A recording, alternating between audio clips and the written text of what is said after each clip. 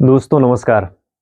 मैं रमा सर एक बार पुनः अपने इस रथ के कारवे में आप सभी का जोरदार स्वागत, वंदन एवं अभिनंदन करता हूं। जैसा कि हम लोग अपने वादे के मुताबिक आपको एक क्लास प्रोवाइड करवा रहे हैं, तो उसी मुहिम में हम आज आपके लिए गणित, आपने बड़े दिनों से इंतजार कर रहे थे ना, तो हाँ भाई, अब शुरुआत हो गई। अंतिम समय में अंतिम वार ना, अब की बार 90 पार, ये हम लोग का मुहिम चल रहा है। तो इस मुहिम का पूरा पूरा लाभ उठाइए आप, है ना। और उसमें आप अपना 100% दीजिए। क्यों? क्योंकि आपके मैदान फतेह करने की तिथि निश्चित हो गई भाई, 16 फरवरी ना। जी हाँ भाई, 16 फरवरी को आपको अपनी मंजिल पे जाना है और अपने पूरे दल बल के साथ जाना है और उस पेपर को नस्तो नाबूद करके आना है। ये हमारा और आपका प्रण है, ठीक है। और मैं उतना ही ताकतवर आपको बना के भेजूंगा कि वहां पहुंचते ही पेपर थर्राए ना। लेकिन हाँ, कभी तब थर्राएगा वो पेपर जब आप सच्चे मन से अपना 100% अपना 100% आप अपने लिए दे देंगे ना। अपने लिए जब आप अपना 100% देंगे तो फिर आपकी ना कामयाबी आपका कदम चूमेगा। चलिए आइए, उसी के साथ आज हम अपने मैथ सेशन का शुरुआत करते हैं। जैसा कि आप लिखा देख रहे होंगे, लिखा गया है सांख्यिकी स्टैटिस्टिक्स ना। तो इसी में हम शुरू करते हैं। हालांकि शुरू इस प्रश्नावली से ही करते हैं, क्योंकि बहुत सारे प्रश्नों की श्रृंखला यहाँ से होती है और बहुत कंफ्यूजन रहता है। तो पहले हम आज उस कंफ्यूजन को कैसे दूर करें, इनके बारे में देखते हैं। आप इस सेशन को पूरा देखिएगा, आपका कॉन्सेप्ट क्लियर हो जाएगा। फिर इसके बाद जो भी आप प्रश्न लगाओगे, आप एक ही लहजे में सारे प्रश्न को सॉल्व कर लेंगे। चलिए आइए देखते हैं। जैसे हम सबसे पहले जब सांख्यिकी पढ़ते हैं तो पहले याद कर भाई, इनके सांख्यिकी के जन्मदाता है। ऐसे नॉर्मली परिचय ले लीजिए। सांख्यिकी के जन्मदाता कौन है भाई? गॉट फ्रायड फ्रायड फ्रायड ऑक ने ना भाई, क्या भाई? ऑक नेवाल। कौन है भाई? आंकने वाल है। कब किया था ये आंकड़ा? मतलब सांख्यिकी का मतलब होता है एक प्रकार का डाटा है। सांख्यिकी का मतलब क्या होता है? एक प्रकार का डाटा, एक प्रकार का आंकड़ा होता है। जैसे आपने देखा होगा, सरकारें जो होती हैं वो जनगणनाएं कराती हैं, लोगों को गिना जाता है। तो वही सेम प्रक्रिया समझिए आप, डाटा इकट्ठा करना। जैसे आप कोई चीज गिन लेते हो, उसका आंकड़ा आपके पास आ जाता है, वही है डाटा ना। तो इसको अगर इसकी बात कब होगी थी भाई? 1749 ईस्वी में। ये इसका नॉर्मली जानकारी है ना, इतना तो आप जानते रहिएगा। चलिए हम क्या कर लेते हैं, कुछ महत्वपूर्ण शब्दावली इनमें जो है, महत्वपूर्ण शब्दावली ना, इनकी बात कर लेते हैं। महत्वपूर्ण शब्दावली क्या है, इनकी बातें कर लेते हैं। चलो देखो, आपको फिर से बता दूं, वीडियो स्क्रिप्ट करके मत देखिएगा, पूरा वीडियो देखिएगा, कॉन्सेप्ट यहीं से समझ लीजिएगा। प्रश्न कैसे लगेगा वो आप अपने आप लगा लेंगे। हाँ, बस सिर्फ कॉन्सेप्ट को समझिएगा। चलिए हम कुछ महत्वपूर्ण प्रश्न वो बात करते हैं ना। कुछ महत्वपूर्ण या फिर महत्वपूर्ण शब्दावली में क्या है, तो सबसे पहला आपने देखा होगा, खूब पढ़ा होगा, ये वर्ग सीमा ना। वर्ग सीमा या सीमाएं, ये वर्ग सीमाएं क्या है भाई? तो वर्ग सीमाएं दो होती हैं। एक होती है उच्च सीमा और एक होती क्या है भाई? निम्न सीमा। कॉन्सेप्ट बस समझिएगा। वर्ग सीमाएं दो होती है, एक होती है उच्च सीमा, एक होती है क्या? निम्न सीमा। ये जो उच्च सीमा होती है ना, ये जो उच्च सीमा होती है, जैसे मान लीजिए उच्च सीमा क्या है, निम्न सीमा क्या है, इनके बारे में समझें। जैसे मान लीजिए मैंने लिखा 2, 6, 8, 12, 3, 5, 7। तो आप अब इसमें देखो ना, आप अब इसमें देखो सबसे बड़ी संख्या कौन सी है और सबसे छोटी संख्या कौन सी है। तो आप इसमें देखोगे, कहोगे सर सबसे छोटी संख्या है 2 और सबसे बड़ी संख्या क्या है? 12। तो देखो उच्च सीमा क्या हो जाएगी भाई? उच्च सीमा हो जाएगी 12 और निम्न सीमा क्या हो जाएगी? 2। अब बात समझ गया ना, उच्च सीमा निम्न सीमा, ये इस तरह से सीक्वेंस लिखा गया। तो सबसे बड़ी संख्या क्या हो जाएगी? उच्च सीमा, सबसे छोटी संख्या हो जाएगी निम्न सीमा ना। अब जैसे आपने कहा कि सर ऐसे तो हमारे पेपर में आता ही नहीं, हमारे पेपर में आता है 0 से लेकर 10, 10 से लेकर 20, 20 से लेकर 30, 30 से लेकर 40 ना। इस तरह से आंकड़ा, तो उच्च सीमा निम्न सीमा। तो इसमें देखेंगे तो इस वर्ग सीमा के लिए ये हो जाएगी इसकी निम्न सीमा ना, और ये इसकी क्या हो जाएगी भाई, उच्च सीमा हो जाएगी ना। और अगर आप पूरे की बात कर लेंगे, ये इसकी होगी भाई निम्न सीमा, और ये इसकी हो जाएगी उच्च सीमा। यही तो होगा, पूरे की बात कर लेंगे, लेकिन वर्ग हमें जब सॉल्व करेंगे तो इस तरह से, तो ये क्या हो जाएगा, उच्च सीमा, ये हो जाएगा निम्न सीमा, ये उच्च सीमा और ये निम्न सीमा, ये उच्च सीमा निम्न सीमा, उच्च सीमा निम्न सीमा। लेकिन ओवरऑल की बात करोगे तो ये भाई निम्न सीमा और उच्च सीमा क्या है, 40 है। तो आपसे वर्ग सीमाएं, बात समझ गया ना। उच्च सीमा इसमें इस तरह से है तो भी भाई 12 है उच्च सीमा, निम्न सीमा 2 है, ऐसा दिया है तो ये भी आपको बता दिया गया। उच्च सीमा और क्या भाई, निम्न सीमा ना। उच्च सीमा और निम्न सीमा आपने निकाल लिया। तो चलिए, ये तो आपको क्लियर कर दिए। अब आगे देखते हैं। एक एक कॉन्सेप्ट तो क्लियर होगा, चलिए कॉन्सेप्ट को देखते चलिएगा भाई। अभी प्रश्न इसने में लगाने में ना आपको इतना मजा आएगा, यकीन मान रहा हूं कि, यकीन मानो आप ना, कि बहुत सरल है सांख्यिकी, ये मैं दावे के साथ कह सकता हूं। बस आप इस कॉन्सेप्ट को समझिएगा। चलिए दूसरा आता है मध्य बिंदु। दूसरी बात क्या आ जाता है भाई, मध्य बिंदु ना। आपने निकालना सीखा भी होगा, आपको कुछ लगेगा कि चलो नहीं ऐसे नहीं है, ये सब कहानी है, बात की बात है। तो चलो देखो मध्य बिंदु कैसे निकालते हो। तो मध्य बिंदु में क्या करना होता है, अब देखो उच्च सीमा निम्न सीमा का यहाँ पे प्रयोग होगा। तो मध्य बिंदु निकालने के लिए उच्च सीमा, उच्च सीमा प्लस क्या करना है, निम्न सीमा, निम्न सीमा, और बटे क्या लगा देना है, बटे क्या लगा देना भाई, 2। और मध्य बिंदु को, मध्य बिंदु को, मध्य बिंदु को किससे प्रदर्शित करते हो, तो यक्ष से। मध्य बिंदु को किससे प्रदर्शित करते हो, तो यक्ष से प्रदर्शित करते हो। मध्य बिंदु को किससे प्रदर्शित करते हो, तो यक्ष से व्यक्त करते हो। लिख लो भाई, यक्ष से क्या करते हो, व्यक्त करते हो। इसको याद रखना, मध्य बिंदु को यक्ष से व्यक्त करते हो। मध्य बिंदु निकालने का फार्मूला उच्च सीमा प्लस निम्न सीमा बटे 2। चलो जैसे लिख दिया, मान लीजिए मैंने लिखा भाई 10, 12, 15, 20, 28, 36, 40 ना। अब इसमें पूछा मैंने भाई उच्च सीमा क्या है, निम्न सीमा क्या है, और इनका मध्य बिंदु निकालना है। तो सबसे उच्च सीमा कौन सी है, बताओ जरा इसमें कि सबसे उच्च सीमा कौन सी है, देख के बताओ भाई, जल्दी जल्दी बताना भाई, सबसे उच्च सीमा इसमें क्या है।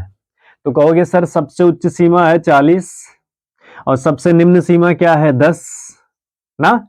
अगर मान लीजिए हम यहाँ 10 ना लिखे होते, चलिए हम यहाँ पे क्या कर देते हैं 10 और यहाँ पे कर देते हैं 20। अब ये लीजिए, तो भी आपको क्या ढूंढना है भाई, सबसे निम्न में कौन है, सबसे निम्न में है 10 ना। तो फार्मूला क्या कहता है, उच्च सीमा प्लस निम्न सीमा बटे 2। तो 50 बटे कितना 2 बराबर कितना आ जाएगा, 25। कितना आ जाएगा, 25 आ जाएगा। कॉन्सेप्ट को समझने चलना मध्य बिंदु, ताकि जब आप पाई चार्ट बनाओ तो फटाफट आपको याद आ जाए उच्च सीमा क्या है, निम्न सीमा क्या है। जब मैं बात करूं वर्ग मध्य बिंदु निकालना है तो फटाफट आप निकाल के बताओ ये मध्य बिंदु। अब आप कहोगे सर हमको ऐसे नहीं, आंकड़े में देके दिखाइए। तो चलो लिख दिया भाई, 0 से 10, 10 से 20, 20 से 30, 30 से 40, 40 से 50 ना। अब आपको ध्यान आता होगा कि आपकी पहली प्रश्नावली लगभग इसी पर बेस्ड है, तो पहले हम इसको निकालना ही सीख लेना। देखो 10 से 20 तो निम्न सीमा, सॉरी उच्च सीमा प्लस निम्न सीमा बटे 2 कितना आ जाएगा, यक्स जो निकालते हो यक्स ना, तो यही तो यक्स निकालते हो, तो आएगा भाई 5 ना। अब इनका 20, 10, 30 कितना आ जाएगा 15 ना, 30, 20, 50 कितना आ जाएगा 25 ना। यही तो करोगे 30 धन 20 बटे 2, 50 बटे 2 आएगा कितना 25। कितना आ जाएगा 25। बात समझ रहे हैं। तो ये मध्य बिंदु, मध्य बिंदु निकालने, मध्य बिंदु को हम किससे व्यक्त करते हैं, तो यक्ष से व्यक्त करते हैं। निकालने का परिक्रमा क्या है ना, प्रारूप क्या है, तो उच्च सीमा प्लस निम्न सीमा बटे 2 ना। इस बात को हमें क्या करना है, याद रखना है। कॉन्सेप्ट क्लियर करते चलो, मजा आएगा सांख्यिकी पढ़ने में। चलो भाई मिटाते हैं इसको, ठीक है। ये मध्य बिंदु हो गया, सॉरी अगर हम माध्यिका बोले हो, मध्य बिंदु है ना। मध्य बिंदु निकालने का प्रक्रिया आपने देख लिया, जान लिया इसका कॉन्सेप्ट। और अगला क्या है भाई, तो अगर हम आगे बात कर लें आगे हमें क्या देखना है और हमारा क्या है जो हमारे लिए भाई महत्वपूर्ण है। चलो भाई, बारंबारता। एक शब्द आता है ना, क्या शब्द आता है भाई? आता है बारंबारता। बारंबारता एक शब्द आता है, क्या? बारंबारता। अच्छा, बारंबारता को किससे डिनोट करते हो? तो आप याद रखना, इसे आप किससे डिनोट करते हो? तो एफ से डिनोट करते हो। किससे डिनोट करते हो भाई? एफ से। एफ से व्यक्त करते हैं। याद नहीं करना भाई, समझ लेना ना, ताकि हम जब निकालें फटाफट आता एफ से बारंबारता। चलो देखो, जैसे बारंबारता का मतलब क्या है कि जो आंकड़ा दिया जाता है उनमें कौन सी संख्या कितनी बार आई है, यही पूछता है, उसका मतलब बारंबारता हो गया। जैसे देखो, बारंबारता शब्द का मतलब समझ लेना। जैसे 2 लिखा, 6 लिखा, 3 लिखा, 5 लिखा, 2 लिखा, 8 लिखा, 5 लिखा, 3 लिखा, फिर 8 लिख दिया, 9 लिख दिया, 12 लिख दिया, 7 लिख दिया, फिर 5 लिख दिया ना। अब इसमें कह दिया भाई बारंबारता ना। अब इसमें बारंबारता कैसे निकालोगे? तो आप देखो, पहले क्या लिखा गया? 2। 2 देखो कितनी बार आया है ना। तो 1 2, एक बार है, 2 बार है, और कहीं है? नहीं है। तो बारंबारता इसकी कितनी है? 2 की। 2 बार आया है, इस 2 बार आया है। 6 देखो, नहीं 3 आएगा। 3 देखो कितनी बार आया है? 1 बार आया है, और कहीं ये आया है। तो 3 भी कितनी बार आया है? 2 बार आया है। ये बारंबारता है। अब देखो, 3 के बाद 5, 1 बार, 2 बार आया है। तो 5 कितनी बार आया है? 2 बार आया है। बारंबारता है इसकी। 5 के बाद कौन सी संख्या भाई? 5 के बाद 8 है। 8 कितनी बार आया? 8 आया है 2 बार। ठीक है, 8 हो गया कितनी बार? 2 बार आया है। 1 बार, 2 बार, 8 हो गया। 5 भी हो गया। 9, 9 कितनी बार आया है? 1 बार आया। 12 कितनी बार आया है? ओह, गलत। 5 तो यहां पर भी है भाई, इसको नहीं देखे? तो 5 कितनी बार आ गया? 3 बार आ गया। हमने 7 को नहीं लिखा, चलो मिटा के लिख देते हैं। हमने 7 को नहीं लिखा भाई ना। 5 के बाद क्या? 7। 7 कितनी बार आया? 1 बार आया। 7 कितनी बार? 7 के बाद फिर 8। 8 कितनी बार आया? तो 1 बार यहाँ पे है, 1 बार यहाँ पे। 8 आ गया 2 बार। फिर 8 के बाद 9 कितनी बार आया? तो 1 बार आया है। और 12 कितनी बार आया? 12 भी कितनी बार आया? 1 बार आया। तो ये जो सीक्वेंस बना है, ये सीक्वेंस, यही सीक्वेंस क्या कहलाता भाई? यही सीक्वेंस कहलाता है बारंबारता। क्या कहलाता है? बारंबारता। यानी कि 2 कितनी बार आया? 2 बार आया। 3 कितनी बार आया? 2 बार आया। 5 कितनी बार आया? 3 बार आया। 7 कितनी बार आया? 1 बार आया। 8 कितनी बार आया? 2 बार आया। 9 1 बार, 12 1 बार आया। यहां तक तो कॉन्सेप्ट क्लियर हो रहा होगा आपकी, बारंबारता कैसे निकाली जाती है। तो जब इतना आपको पता चल गया भाई, तो अब क्या सिंपल सी बात है, आपको एक चीज पता होगा ना, संचयी बारंबारता ना। क्या निकालते हो? संचयी बारंबारता। अब संचयी बारंबारता कैसे निकालते हो, जरा इसको सीख लो आप। संचयी ना, क्या निकालना हमें? संचयी बारंबारता कैसे निकालते हैं ना, यहाँ पे सीख लेते हैं। संचयी संचयी बारंबारता कैसे निकालते हैं, इसको सीख लेते हैं। पहले हमने बताया ना कि हम पहले प्रश्नावली को नहीं सॉल्व करवा रहे हैं, पहले आपके कॉन्सेप्ट को क्लियर कर रहे हैं, कैसे कैसे लगाते हैं, फिर प्रश्नावली पे आएंगे। वो प्रश्नावली आप मेरे पढ़ाने से पहले ही आप लगा जाओगे, मेरे वीडियो डालने से पहले ही आप उस प्रश्नावली को पूरा लगा जाओगे। बस इसको ना समझ में आए तो रिवाइज कर करके दे, मतलब वीडियो बाद दोबारा तिबारा देख सकते हो, रिवाइज वीडियो भी देख सकते हो आप, वीडियो अपलोडेड रहेगा। लेकिन हाँ, इसको देखना है, मन से देखना, पढ़ना है भाई, सच्चे मन से पढ़ो, शिद्दत से पढ़ो। आपका रुतबा, आपका हौसला, आपका जज्बा, आपकी बहुत बड़ी सुंदरता है ना। आपकी क्या कह रहे हैं, मैंने बताया ना कि आपकी बहुत बड़ी सुंदरता है, वैसे ही आप बड़े खूबसूरत लगते हो ना। इसलिए इस बात की बात करना, जितने खूबसूरत दिखते हो तो उतनी खूबसूरत पढ़ाई भी कर लो भाई, क्योंकि शक्ति का शोषण नहीं होता, ताकतवर बनो। ताकतवर का मतलब इतने ताकतवर बनो पढ़ाई में कि आपके आगे पीछे वो कार्बन की महबूबाएं घूमती रहें। ठीक है, चलो भाई, बात कर ले हम संचयी बारंबारता की। संचयी बारंबारता कैसे? चलो देखो, यही देख लो आप, आपने इसको निकाल लिया बारंबारता, यहाँ पे लिख लो, यही लिख लो आप। 2 फिर 2 फिर 3 फिर 1 फिर 2 फिर 1 फिर 1, यही तो है ना। ये एफ हो गया। और संचयी बारंबारता का मतलब क्या है? C F. संचयी बारंबारता का मतलब क्या है? C F. तो जरा देखो कैसे निकालते हैं हम संचयी बारंबारता। यही है संचयी बारंबारता। ये क्या है? संचयी। ये संचयी बारंबारता है, तो 2 को ऐसे लिख लो, 2 लिख लो, इसको 2 को ऐसे ही लिख लो, 2 मार्कर ले लें भाई, 2 को क्या कर लो आप ऐसे ही लिख लो। अब क्या करना है, इन 2 में, इस 2 में, इस 2 में, इस 2 में, इस 2 को जोड़ दो, तो संचयी बारंबारता कितनी बन जाएगी, 2 + 2 = 4 ना। अब फिर क्या करना है, समझने चलता, समझ कर ही चलना भाई। ये क्या है, ये 4 है, ये 3 है, जोड़ दीजिए कितना आ जाएगा, 4 3 7 आ जाएगा, समझ रहे हैं ना। 2 को ऐसे उतार लीजिए, इन 2 में इन 2 को जोड़ दीजिए, 4 आ जाएगा, और इन 4 में इन 3 को जोड़िए, 7 आ जाएगा। फिर 7 में 1 को जोड़ने पर कितना आ जाएगा भाई, 7 में क्या करना है, 1 को जोड़ दो ना, अच्छा चलो ऐसे लिखो, अब समझ गए होंगे आप। 7 में 1 को जोड़ दीजिए, 8 हो जाएगा। 8 में 2 को जोड़ दीजिए, कितना हो जाएगा, 10, और 10 में 1 को जोड़ दीजिए, 11, और 11 में 1 को जोड़ दीजिए, 12। तो संचयी बारंबारता कितनी हो गई भाई, 12 ना। निकल गई संचयी बारंबारता। तो आपने सीखा संचयी बारंबारता कैसे निकालते हैं, ये बात तो आपको समझ में आ गई होगी अब तक ना। संचयी बारंबारता क्या हो गई भाई, समझ में आ गई होगी। अब चेक भी कर सकते हो आप, इसे चेक कर सकते हो आपका सही है कि गलत है ना, ये भी कर सकते हो भाई, आप चेक कर सकते हो आपका उत्तर आ रहा है कि नहीं आ रहा है। चलो हम चेक करके दिखा देते हैं आपको कैसे, क्या चेक करना है, यही करना है।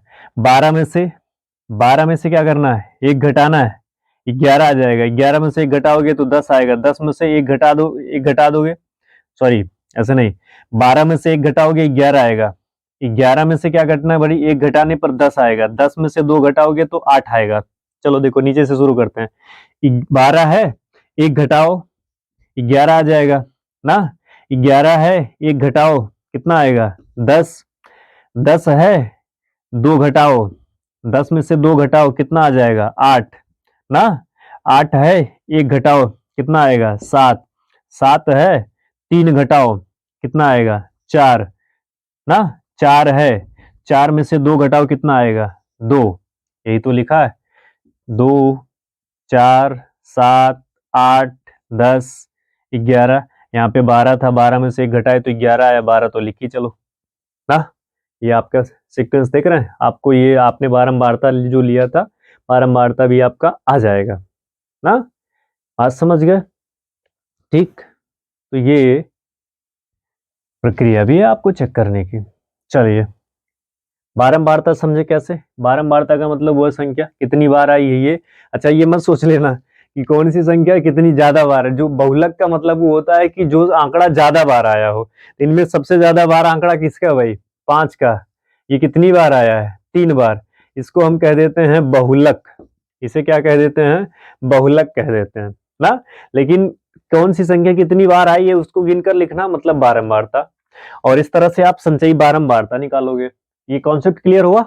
चलो आगे चलते हैं ना, क्या करते हैं भाई, आगे चलते हैं। अब ये महत्वपूर्ण कुछ कॉन्सेप्ट हैं जिसे हम आप क्या कर सकते हैं भाई, क्लियर करते चलें।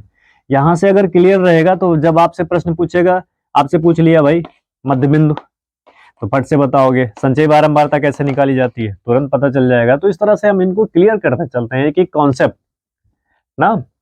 चलो अब आगे की बात कर लें। हमसे आपसे और क्या पूछा जाता है, तो हमसे आपसे पूछा जाएगा व्यक्तिगत श्रेणी में माध्य ना। व्यक्तिगत श्रेणी में माध्य, आप इसे किससे डिनोट करते हो, यक्स से ही तो डिनोट करते हो ना। इसमें लिखते हो क्या, लिखते हो भाई प्रक्षेपणों का योग बटे प्रक्षेपणों की संख्या। क्या लिखते हो, प्रक्षेपणों का ही तो होता है शायद, हाँ प्रेक्षणों, हाँ प्रेक्षणों का योग बटे क्या भाई, प्रेक्षणों की संख्या। यही लिखते हो। कहने का मतलब क्या है, व्यक्तिगत श्रेणी जब पूछे जिसको हम बता देंगे आपको व्यक्तिगत श्रेणी क्या है ना। व्यक्तिगत श्रेणी क्या है, ये श्रेणी क्या है, तो इनको बता देंगे, सीधी बात समझना। एफ एक्स मतलब ऐसे बार लगा दीजिएगा जैसे आपने पढ़ा होगा सिग्मा, सिग्मा क्या, sigma X upon sigma N, sigma X upon sigma N. यहाँ पे एक्स का मतलब है भाई क्या, यहाँ पे x का मतलब है कि आंकड़े का योग ना, x का मतलब है क्या, ऐसे लिख लो भाई योग, और n का मतलब क्या है, नंबर, n का मतलब क्या है ना, नंबर, मतलब आंकड़े में जो नंबर दिया गया है, आंकड़े में जितनी संख्या, नंबर ऑफ, मतलब क्या लिख दो भाई, आंकड़े में आंकड़ों की संख्या, आंकड़ों की क्या संख्या, आंकड़ों की संख्या, ये n है और ये x है, ये x का मतलब योग होता है। तो इस तरह से लिख, आप इस तरह से लिख सकते हो या इस तरह से लिख सकते हो। जैसे देखो, एक हम उदाहरण ले लेते हैं, निकाल लेते हैं इनको। जैसे दिया 7, 8, 9, 3, 5, 4 ना। अब इनमें आपको निकालना है, क्या निकालना भाई, माध्य निकालना है ना। तो क्या करोगे, इनको जोड़ लेना है, बटे इनकी संख्या कर देनी है, बस यही इतना करना है। तो चलो जोड़ते हैं हम आप इनको ना, जिसे हम याद लिख सकते हैं पदों की योग बटे पदों की संख्या। अच्छा, इसको मिटाकर ऐसे भी लिख सकते हो आप, छोड़ो नहीं समझ में आ रहा तो। n का मतलब होता है पदों पदों पदों की संख्या, ये लिख लो आप। और ये x का मतलब क्या है, x का मतलब नहीं, सिग्मा का ही मतलब समझना। सिग्मा का अर्थ ही होता है योग। सिग्मा का अर्थ क्या होता है, वस्तुतः देखा जाता है सिग्मा का अर्थ होता है योग, सिग्मा x का मतलब हो गया योग।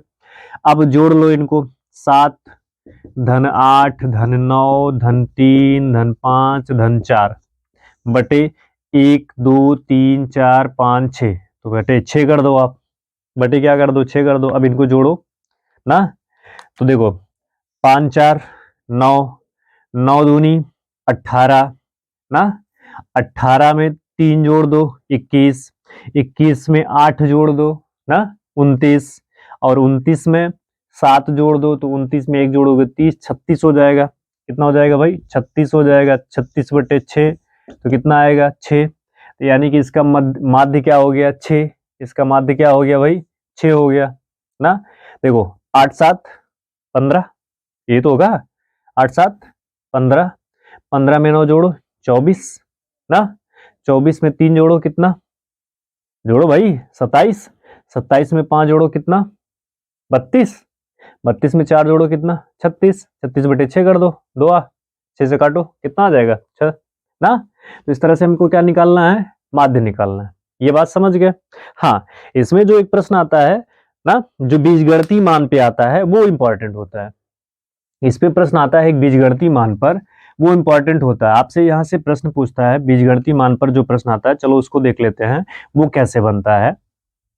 हम आज अभी सिर्फ ओरल एक चर्चा कर रहे हैं, बाकी हम प्रश्नावली को लेकर आएंगे। चलो देखो, जैसे प्रश्न में आज 3 प्रश्न है, क्वेश्चन है 3, 2 ना। प्रश्न लिख लेते हैं भाई हम, 3, 2, 5x, फिर लिखा मैंने 5x ना, और क्या है x plus 2, x plus 2, 9x, 3, और फिर कितना है भाई, 4, 2 ना।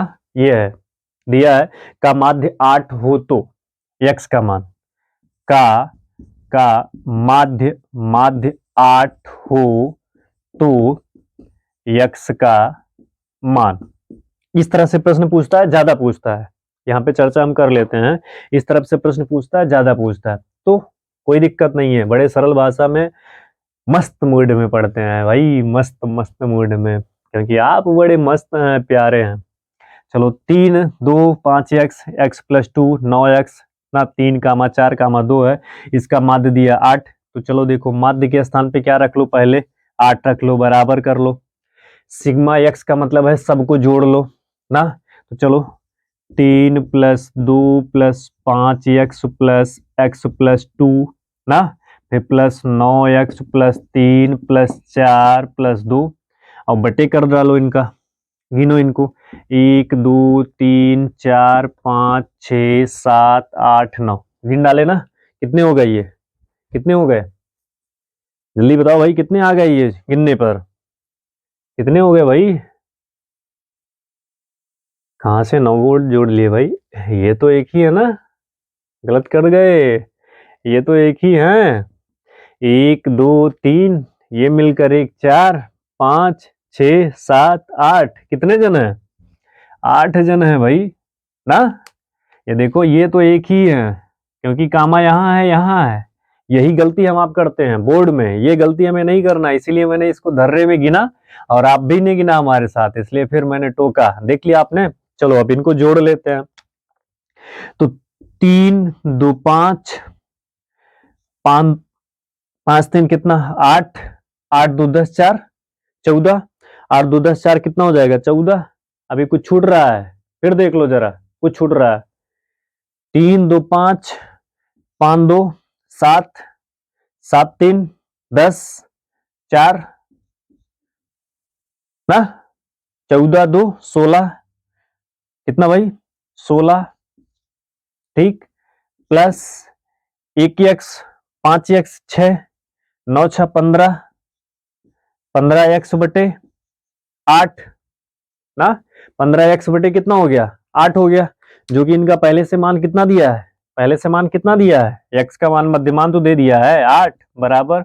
अब देखो यहाँ पे 8 ये क्या कर रहा है भाग, यहाँ आके क्या करेगा गुणा, तो ये हो जाएगा कितना भाई ना, 8 यहाँ पे गुणा भाग कर रहा है, यहाँ आके गुणा करेगा तो 8 8 64 बराबर कितना हो जाएगा 16 प्लस 5x, नहीं भैया 15x है बाबू, कितना है 15x प्लस 15x।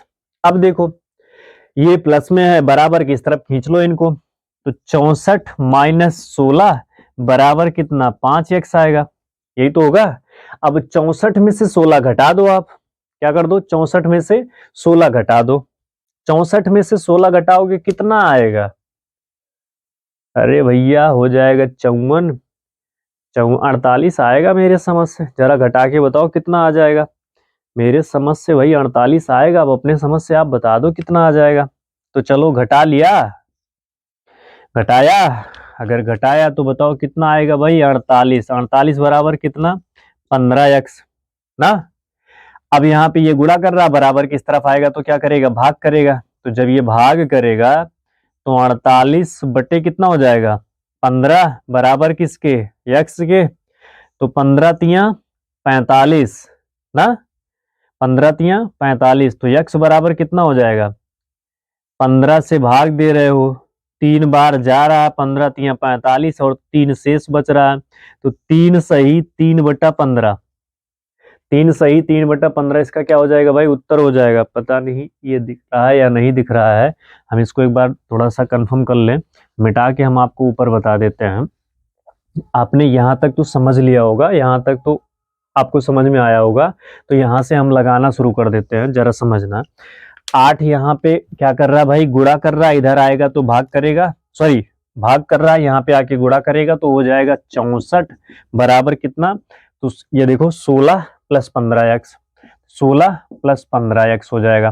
तो चलो 64 में से 16 घटा दीजिए और ये 15x हो जाएगा, क्यों प्लस में माइनस हो जाएगा, तो आएगा 48 बराबर 15x। तो x बराबर सीधे यहाँ पे 48 बटे क्या हो जाएगा 15, ये गुणा कर रहा है इस तरफ जाके भाग करेगा, 15 के 15 तिया 45, तो x बराबर 15 से भाग दे रहे हो, 3 बार भाग जा रहा है, 3 शेषफल बच रहा है, तो x का मान कितना आ गया 3 सही 3/15, x का मान कितना आ गया भैया 3 सही 3/15। ये आप समझ लिए। तो जब आपको ये प्रश्न है, याद रखना ये बीजगणितीय प्रश्न है, पूछेगा सांख्यिकी में कौन से माध्यम से हम बीजगणितीय प्रश्न को सॉल्व कर सकते हैं, तो किसके माध्यम से, व्यक्तिगत श्रेणी में आप बीजगणितीय माध्यम को सॉल्व कर सकते हैं। और ये प्रश्नों की श्रृंखला आपको एक तो कंफर्म है बहुविकल्पी में मिलेगी, ये आप अभी से छाप लो, अगर आपने इसको आप अभी से छाप लो, हालांकि यही प्रश्न नहीं मिलेगा, ध्यान रखना भाई यही प्रश्न नहीं मिलेगा, लेकिन इससे संबंधित एक प्रश्न आपको, जो 14 बहुविकल्पियों के प्रश्न आते हैं इनमें एक जरूर मिल जाएगा, इसी मेथड पर, इसी मेथड पर एक प्रश्न कंफर्म है, 110% मिलेगा, ये मैं दावे के साथ आपसे कहता हूं। चलो भाई आगे बात कर लेते हैं, ये आप समझ लिए, इनको निकाल लिए, तो चलो आगे और कुछ शब्दावली की हम बात कर लेते हैं ना। हो सकता है कि ये सेशन लंबा हो जाए, लेकिन हम ये सोच रहे हैं कि आज ही इस आंकड़े को यहीं पे हम समाप्त कर दें जल्दी से, ताकि जब हम कल आए प्रश्नावली के साथ शुरुआत करें तो आप तैयार होके बिल्कुल मुस्तैद होके बैठे रहें, और पहुंचते ही टूट पड़े भाई ना।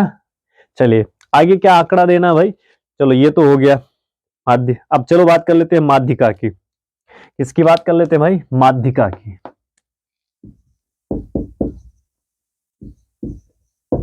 माध्यिका, माध्यिका भी दो कंडीशन में निकाली जाती है, ये आप जानते हो। एक है भाई सम संख्या हो जब, ना, जब सम संख्या आए, और एक क्या होती है, विषम संख्या। एक क्या होती है, विषम संख्या। और सम संख्या के लिए ना, जैसे सम संख्या के निकालने का फार्मूला क्या भाई, n+1/2। हाँ, गलत बता दिए हम यार ना, बात समझ रहे हो ना, गलत हो गया कि नहीं हो गया। जब संख्या क्या हो भाई, ये सम का हमने विषम में लिख दिया। चलो भाई, इसमें क्या फार्मूला है, n/2वां पद, 2वां पद प्लस n/2 प्लस 1वां पद और बटे पूरे का बटा 2। कब ये फार्मूला लगेगा, जब आंकड़ा कैसा होगा भाई, जब आंकड़ा हमारा सम होगा तब ये फार्मूला लगेगा ना। n/2वां पद, n/2वां पद क्या भाई, +1 कर दीजिए ना, जब आंकड़ा सम हो तब ये लगाएंगे। और जब आंकड़ा विषम है, तो जब आंकड़ा विषम है तो हम भाई n+1/2वां पद, ये फार्मूला लगाएंगे। इसको हमें ऐसे निकालना है। चलो देखो, जैसे एक मान लीजिए प्रश्न लिख लिया हम लोगों ने, दिया भाई 2, 6, 3, 5, 4, 8, 7 ना, 13, 9, ये हो गया। ये मैंने आंकड़ा दे दिया आपको। अब क्या करना है, इसको माध्यिका निकालनी है। तो सबसे पहले माध्यिका के लिए हमें एक कंडीशन, एक चीज देखना होता है। माध्यिका जब भी हमें निकालना है तो क्या करना है, आरोही क्रम में कर लें या असेंडिंग ऑर्डर में कर लें या डिसेंडिंग ऑर्डर में कर लें, आरोही क्रम में कर लें या अवरोही क्रम में कर लें। तो सीधी सी बात है, अगर आप आज तक अगर नहीं समझ पाते हैं तो देखो, या तो आरोही या तो अवरोही ना, एक होता है असेंडिंग ऑर्डर, एक होता है डिसेंडिंग ऑर्डर ना। अब चलो देखो, असेंडिंग और डिसेंडिंग अगर नहीं समझ पा रहे हो तो ऐसे समझो, देखो 1 2 3 अक्षर है ना, इसमें क्या आ रहा है भाई, 3, 1 2 3 4, 4 है।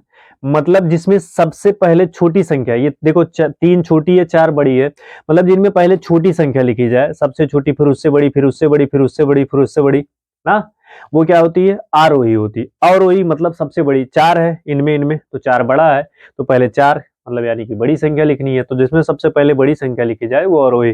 तो आप इन दोनों में क्रम में से चाहे जो एक क्रम ले सकते हैं। चलिए हमने क्या ले लिया भाई, इसको हमने आरोही क्रम में रख लिया। किस क्रम में रख लिया मैंने, आरोही क्रम में रख लिया। तो आरोही क्रम का मतलब क्या है, मैंने बताया आरोही क्रम में छोटा सब पहले लिखा जाएगा, तो पहले 2 लिख लीजिए, फिर 2 के बाद 3 आएगा, 3 के बाद फिर 4 आएगा, 4 के बाद फिर 5 आएगा, 5 के बाद फिर 6 आएगा, 6 के बाद फिर 7 आया, 7 के बाद फिर 8 आया है, 8 के बाद फिर 9, फिर 9 के बाद कितना आ गया, 13। आरोही क्रम में लिखा मैंने, आरोही, सबसे छोटी पहले, फिर उससे बड़ी, फिर उससे बड़ी, फिर उससे बड़ी, फिर सबसे बड़ी। तो अब जरा देखो इनमें कितनी संख्या है, 1 2 3 4 5 6 7 8 9, कितनी संख्याएं हैं, कितनी संख्याएं हैं भाई, कितनी संख्याएं हैं, 9 ना। तो 9 क्या है, कुल संख्या कितनी है, 9। 9 एक क्या है भाई, विषम है। 9 कैसी संख्या है, विषम। तो यहाँ पे रखो 9 + 1/2 यानी कि 10/2 बराबर 5वां पद। अब पांचों पद देखो इसमें, 1 2 3 4 5, छठे नंबर पे आ रहा है, इधर से गिनो, 1 2 3 4 5, ये 6, पांचवें नंबर पे 6 आ रहा है, यानी कि इसकी माध्यिका क्या है भाई, 6 है। इसका आंसर कितना होगा, 6 होगा। इसकी माध्यिका कितनी होगी, 6 होगी ना। और यही जब क्या हो जाए भाई, यही आंकड़ा, यही आंकड़ा क्या हो जाए भाई, जब सम हो जाए। चलो इसी में हमने लगा दिया एक, मान लो संख्या 15, यहां पे अब हो गया आंकड़ा सम। अब जब आंकड़ा सम हो गया तब देख लेते हैं ना, जब आंकड़ा सम हो गया तब देख लेते हैं ये सॉल्व कैसे होगा। तो चलो देखो, n का मतलब कितने हो गए, n बराबर कितने आए भाई, 10 आए ना। तो n का मतलब 10/2 वहां पद प्लस 10/2 प्लस 1 वहां पद और बटे वहां पद बटे 2, तो हो जाएगा पांचवा पद प्लस क्या हो जाएगा, तो 5 दूनी 10, सॉरी 2 पंचा 10, 5 1 6 ना, पांचवा और छठवां पद बटे कितना हो जाएगा 2। तो चलो गिनो, 1 2 3 4 5, पांचवें पद पे ये आ रहा, छठे पद पे पांचवा पद आ गया क्या भाई 6, और छठा पद कौन सा आ रहा है 7 ना, यही तो आ रहा। और इनका बटे क्या कर लो, 2 इधर से भी गिन लो आप, 1 2 3 4 5, पांचवा 7 आ रहा, छठा 6 आ रहा, तो यही हो गया। तो अब इनको जोड़ लो, 6 6 12 1 13 हो जाएंगे, 13/2 कर लो, कितने आ जाएंगे भाई, तो 6.5 आ जाएंगे ना। यानी कि माध्यिका क्या होगी भाई, 6 और 7 के बीच में होगी, 6.5 माध्यिका क्या हो जाएगी इसकी 6.5। ये देख रहे हैं ना, इस तरह से हमें इसको लगाना है। ये भी प्रश्न हमारे प्रश्नों की श्रृंखला में पूछी जाएगी। जब आंकड़ा सम हो तो देख लो कैसे लगेगा। एक उदाहरण मैंने बताया, जब आंकड़ा विषम हो तो वो विषम करके 15 बढ़ा दिया, यहाँ पे 15 बढ़ा दिया, ये आंकड़ा दे दिया आपको। ये हो गया भाई विषम का, ये आंकड़ा किसका हो गया, ये हो गया सम का, और ये आंकड़ा किसका निकाला, ये है विषम का। देख रहे हैं ना, तो इस तरह से हमें लगाना है। माध्यिका निकल गई। अब चलो बस हम 2 और बचे होंगे कॉन्सेप्ट, जहां तक हमें मानना है हम उसको क्लियर कर लेते हैं। 2 कौन कौन से बचे हैं, तो चलिए आइए हम उनको देख लेते हैं। वो 2 कौन कौन से बचे हैं। एक तो आपने देखा होगा ना, आपने एक देखा होगा प्रत्यक्ष विधि और एक देखा होगा कल्पित विधि ना, एक पद विचलन विधि, ये 3 और बचा होगा। इसको हमें आपको पढ़ना होता है, इसमें खूब ठीक ठाक प्रश्नों की श्रृंखलाएं मिलती हैं। तो चलो इनको देख लेते हैं हम ना, तो क्या क्या होते हैं इनके बारे में समझ लेते हैं।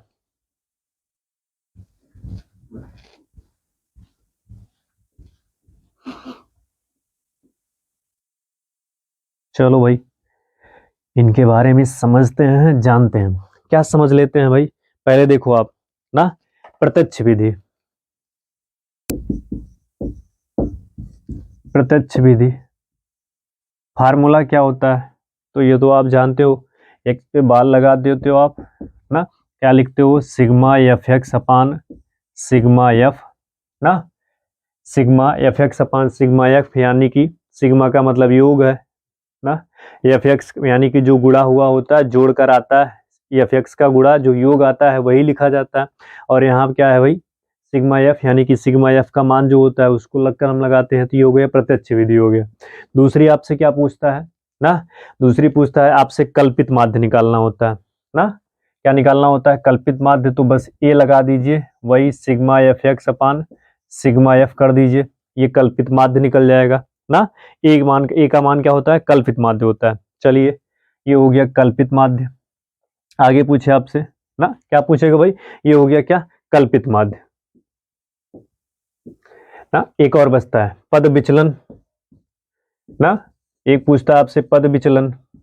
अब ए कैसा निकाला जाएगा ये सब हम आप पढ़ेंगे, बताएंगे हम आपको। अब एक और बच्चा क्या भाई, पद विचलन। तो ए प्लस कुछ नहीं करना है ना, कुछ नहीं करना। हाँ सॉरी, यहाँ पे हम जो ने एफ लगाया, यहाँ पे क्या होता है डी होता है ना, कल्पित माध्य में। इसमें क्या करना है, इसके फार्मूला होता है ए प्लस ना, क्या होगा भाई, ए प्लस होता है, चलो देखो, सिग्मा एफ यू अपान क्या होगा, सिग्मा एफ ना गुड़े आई, क्या हो जाता है, गुड़े आई हो जाता है। ये फार्मूला होता है हमारा।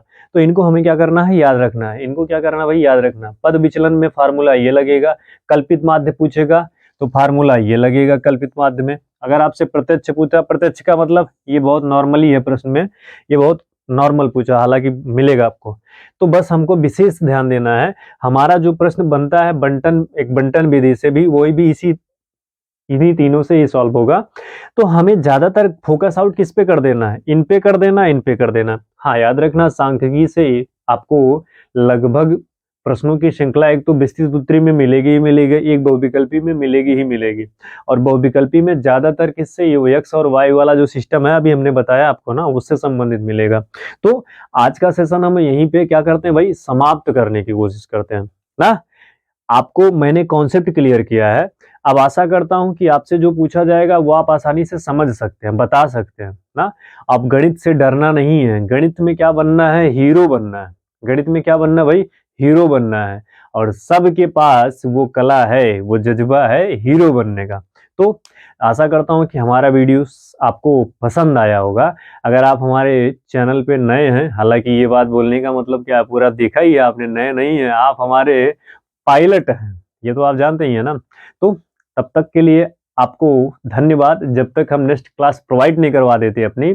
और हाँ, मन लगा के पढ़िए, जम कर पढ़िए, ऐसे पढ़िए कि थर्रा जाए ये जमीन और डर जाए वो आसमां, आपके बुलंदियों से कांप जाए ये धरती, ताकि आप रहें मस्त मगन मस्त मगन मस्त मगन। ठीक है, आज के लिए बस इतना ही, तब तक के लिए धन्यवाद।